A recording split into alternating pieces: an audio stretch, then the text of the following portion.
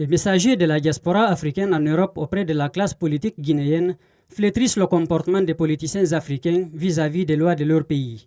Vous savez, nous avons des politiciens africains qui acceptent et qui croient même les lois de l'Occident.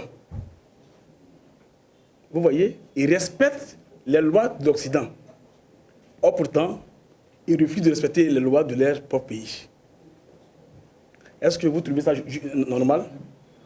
Ce n'est pas normal.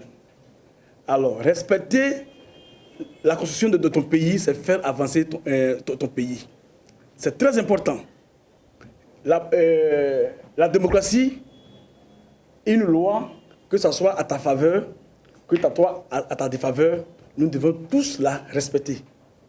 Cette mission dite d'observation électorale a conféré avec la CODENOC, entre autres, défenseurs du projet de nouvelle constitution cher à la mouvance présidentielle. Les membres de ce mouvement veulent s'inspirer de la présidentielle sénégalaise de 2015 pour convaincre leurs interlocuteurs afin de légitimer une éventuelle candidature de l'actuel président guinéen aux prochaines joutes électorales.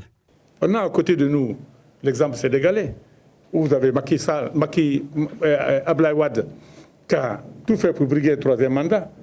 Finalement, sa candidature a été validée par la Cour constitutionnelle, mais le peuple sénégalais lui a fait une leçon, puisqu'il a eu à peine un tiers des voix au second tour face à M. Macky Sall.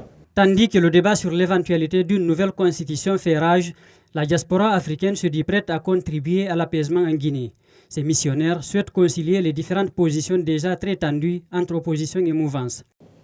Dans le cas particulier de la Guinée, l'adoption d'une nouvelle constitution en lieu et place de celle qui est actuellement en vigueur, concoctée sous la transition militaire pour conduire le pays à la normalité, devrait être applaudie.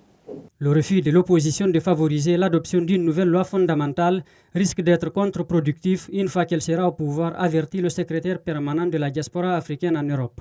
Une affirmation qui laisse entendre clairement le caractère partisan de cette mission. L'opposition ne doit pas oublier qu'elle aspire à parvenir au pouvoir et à diriger le pays. L'éducation qu'elle donne aujourd'hui au peuple se retournera contre elle une fois au pouvoir, lorsqu'elle voudra appeler le peuple pour un référendum.